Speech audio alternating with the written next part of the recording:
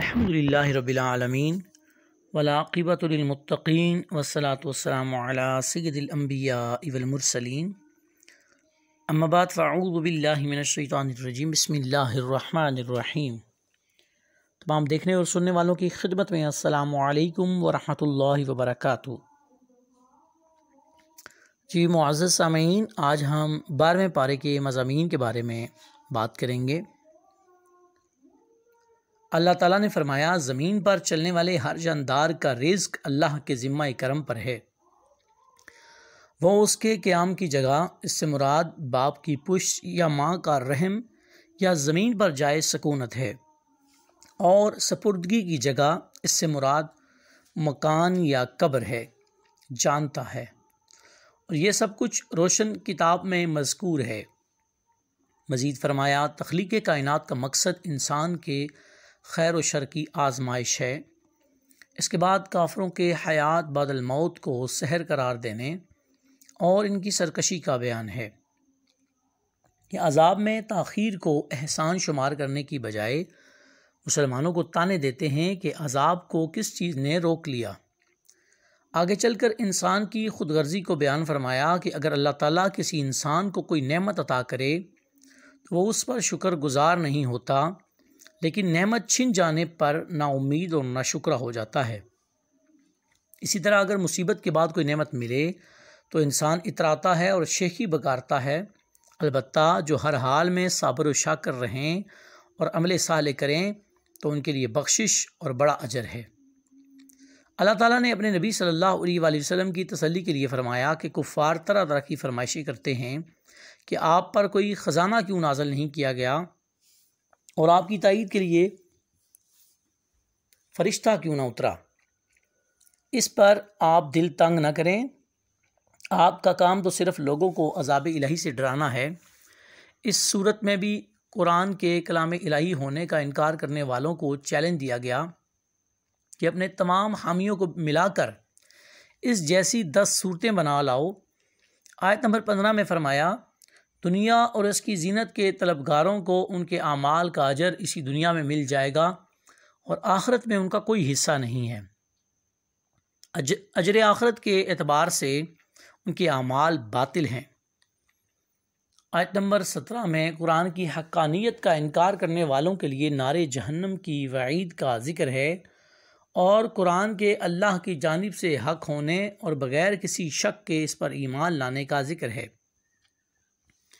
اس کے بعد اللہ تعالیٰ پر افطرا باندھنے والوں اور اللہ کے راستے سے روکنے والوں کا ذکر ہے کہ قیامت کے دن ان پر گواہ پیش ہوں گے کہ یہ اپنے رب پر جھوٹ باندھتے تھے، اور ان پر اللہ کی لعنت، ان کے لیے دور عذاب اور آخرت میں ان کی یقینی ناکامی کا ذکر ہے۔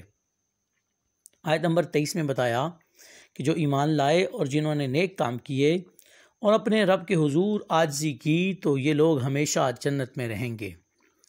مزید فرمایا، مومن اور کافر کی مثال ایسی ہے جیسے اندھا اور بینا اور بہرا اور سننے کی صلاحیت رکھنے والا۔ آیت نمبر 25 تا 32 سے پھر نوح علیہ السلام اور ان کی قوم کے حالات بیان ہوئے کہ نوح علیہ السلام نے جب اپنی قوم کو توحید کی دعوت دی اور انکار پر عذاب الہی سے ڈرایا تو قوم کے سرداروں نے ان سے کہا، آپ ہم جیسے بشر ہیں اور آپ کے پیروکار پسماندہ اور کم عقل لوگ ہیں، ہماری رائے میں آپ کو ہم پر کوئی فضیلت حاصل نہیں ہے، بلکہ ہمارے خیال میں آپ معاذ اللہ جھوٹے ہیں۔ نوح علیہ السلام نے جواب دیا کہ میں اپنے رب کی جانب سے واضح دلیل رکھتا ہوں اور اس نے مجھے رحمت سے نوازا ہے، لیکن تم میرے مقام کو سمجھنے کی صلاحیت نہیں رکھتے۔ میں تم سے دعوت حق کے صلے میں کسی اجر کا طلبگار نہیں ہوں، اور نہ ہی اہل ایمان کو اپنے پاس سے دھتکارنے والا ہوں، اور میں نے یہ دعویٰ بھی نہیں کیا کہ میرے پاس اللہ کے خزانے ہیں، نہ ہی میں از خود غیب جانتا ہوں، اور نہ ہی میں یہ کہتا ہوں کہ میں فرشتہ ہوں، اور نہ میں یہ کہتا ہوں کہ جن لوگوں کو تم اپنی نظروں میں حقیر جانتے ہو اللہ انہیں خیر سے نہیں نوازے گا۔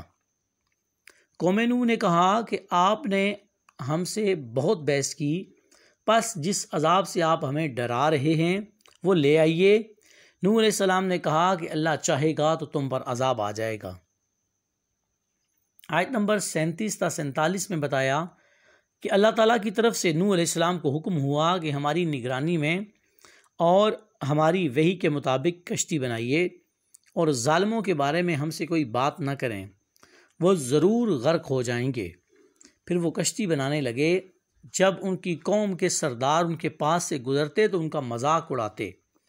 نوح علیہ السلام نے کہا کہ وہ وقت آنے والا ہے کہ تمہارا مذاق اڑایا جائے گا اور تمہیں پتہ چل جائے گا کہ رسوا کن عذاب کس پر آیا۔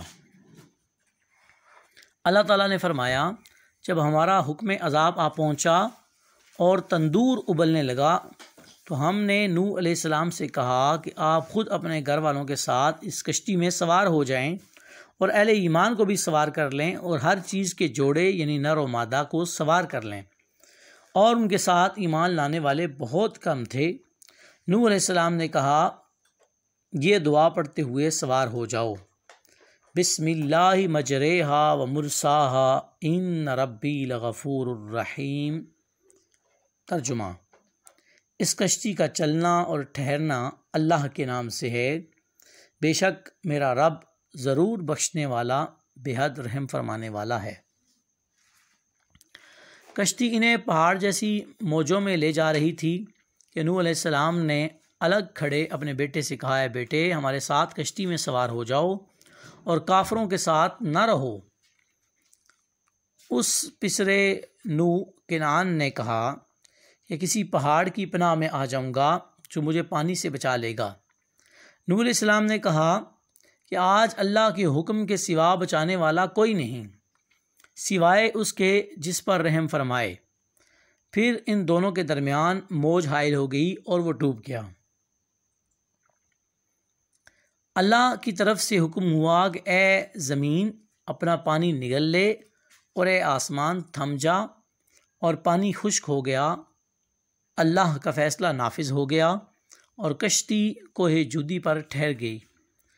نوح علیہ السلام نے اللہ سے التجا کی، اے پروردگار میرا بیٹا میرے اہل سے ہے اور تیرا وعدہ سچا ہے کہ میرے اہل کو بچا لیا جائے گا۔ اللہ نے فرمایا اے نوح وہ آپ کے اہل میں سے نہیں ہے، اس کے اعمال ٹھیک نہیں، اور جس بات کی حقیقت آپ کو معلوم نہ ہو اس کے بارے میں سوال نہ کریں۔ نوح علیہ السلام نے اللہ تعالیٰ سے اپنی اجتہادی خطا پر مغفرت اور رحم کی دعا کی۔ پھر طوفان نوح تھم جانے کے بعد وہ سلامتی کے ساتھ اتر گئے۔ آیت نمبر 50 سے قوم عاد کا ذکر ہے کہ ان کی طرف دعوت توحید دینے کے لیے حضرت ہود علیہ السلام کو بھیجا گیا۔ ہود علیہ السلام نے قوم سے کہا میں تم سے کسی اجر کا طلبگار نہیں ہوں اور میرا اجر اللہ پر ہے، پس تم اپنے رب سے بخشش مانگو، پھر اس کی بارگاہ میں توبہ کرو، اللہ تم پر موسلا دار بارش بھیجے گا اور تمہاری قوت میں اضافہ فرمائے گا۔ قوم عاد نے دعوت حق کو رد کر دیا اور ایمان نہ لائے، بلکہ ہود علیہ السلام پر طنز کیا کہ ہمارے بعض معبودوں نے تم کو مجنون بنا دیا ہے۔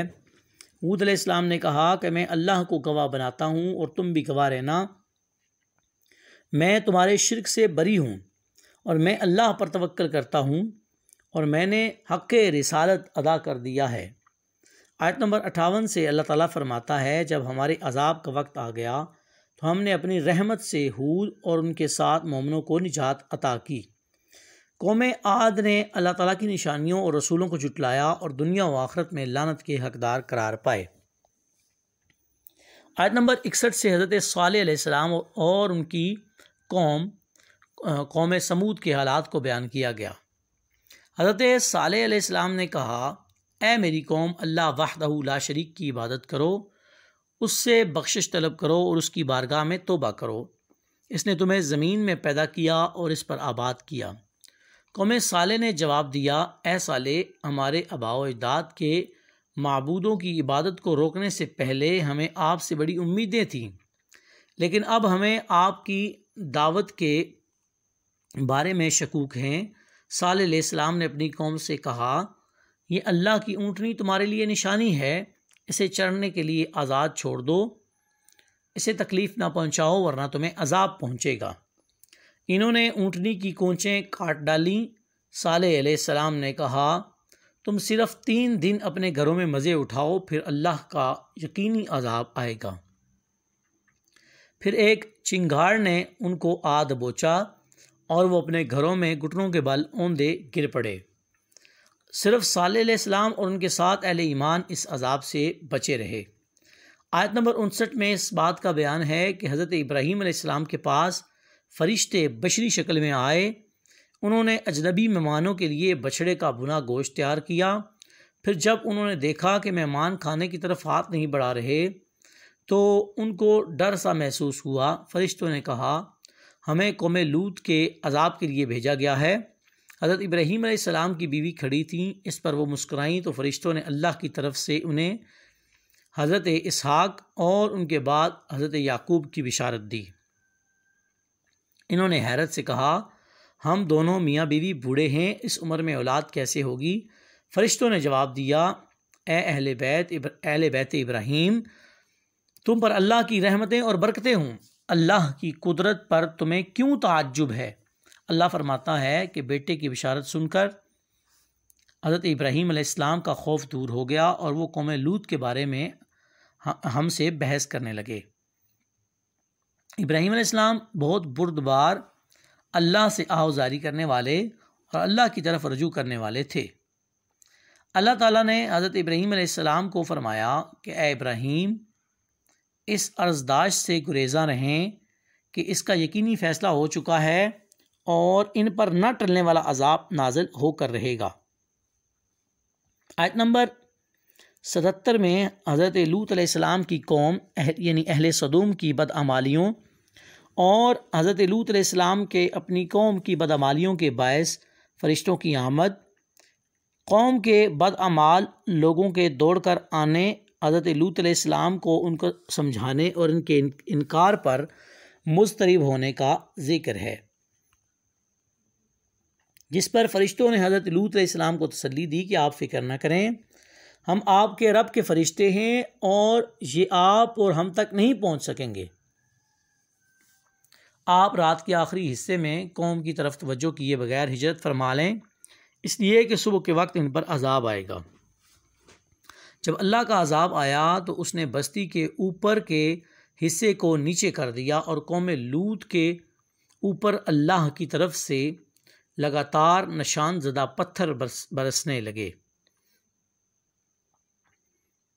آیت نمبر 84 سے حضرت شعیب علیہ السلام اور ان کی قوم اہل مدین اور ان کے جرائم کو بیان کیا گیا ہے کہ وہ ناپ تول میں کمی کرتے، دوسروں کو چیزیں کم تول کر دیتے۔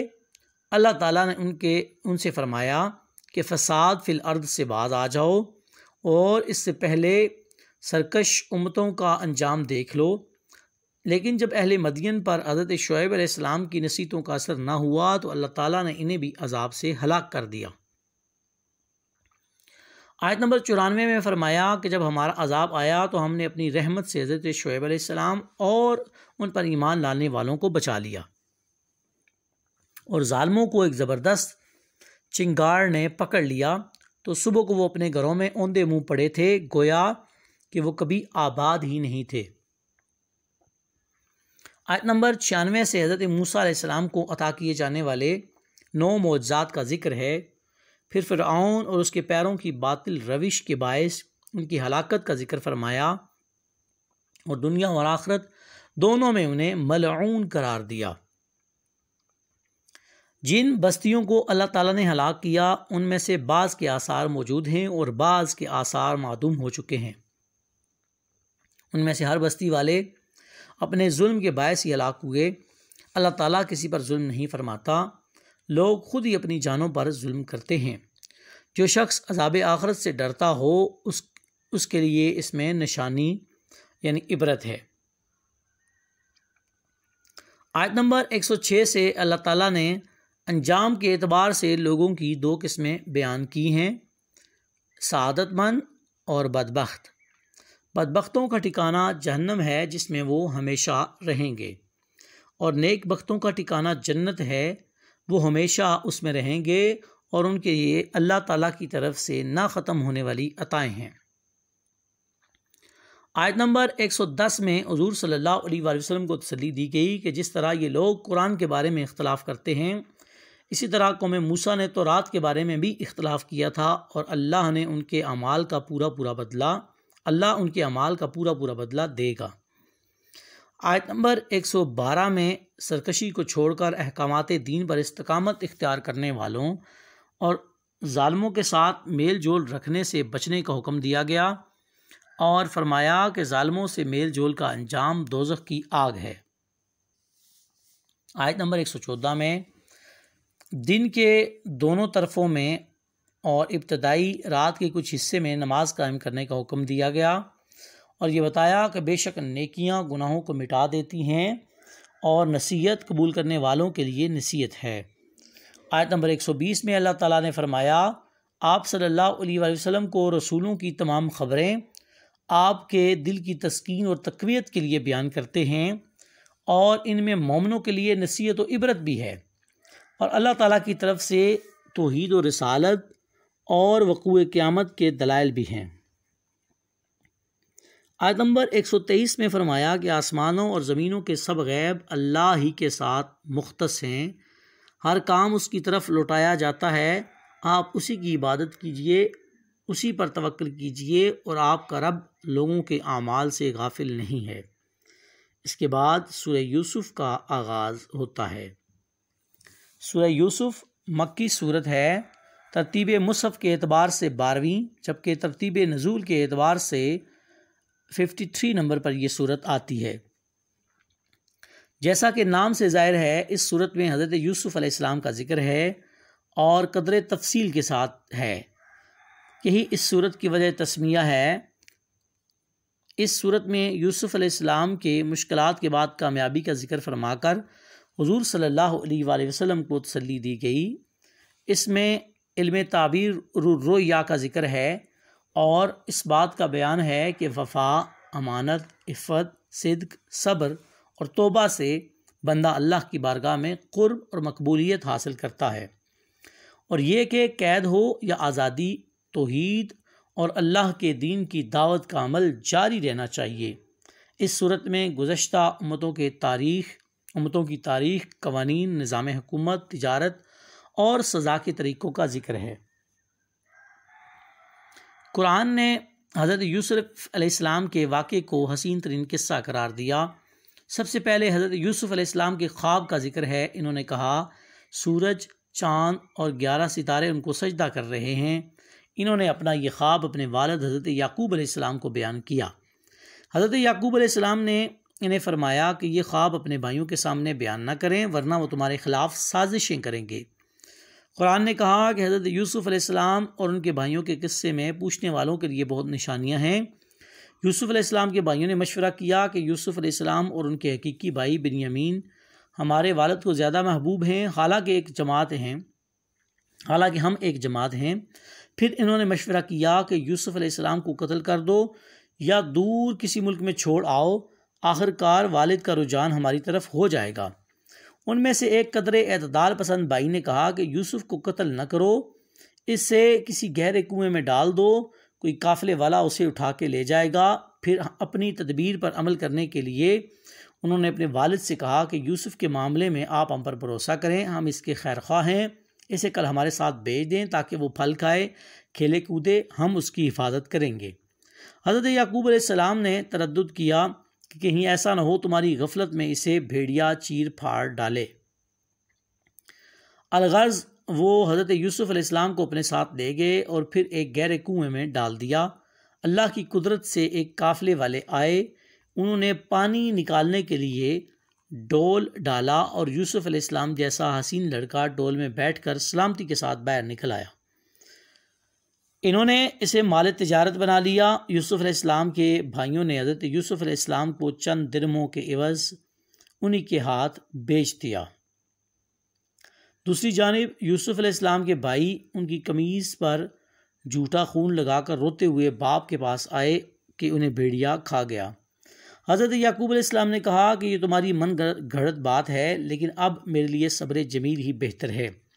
قافلے والوں نے یوسف علیہ السلام کو مصر میں لے جا کر عزیز مصر کے ہاں بیچ دیا، اور اس نے اپنی بیوی سے کہا کہ اسے عزت سے رکھو، اسے ہم اپنا بیٹا بنا لیتے ہیں۔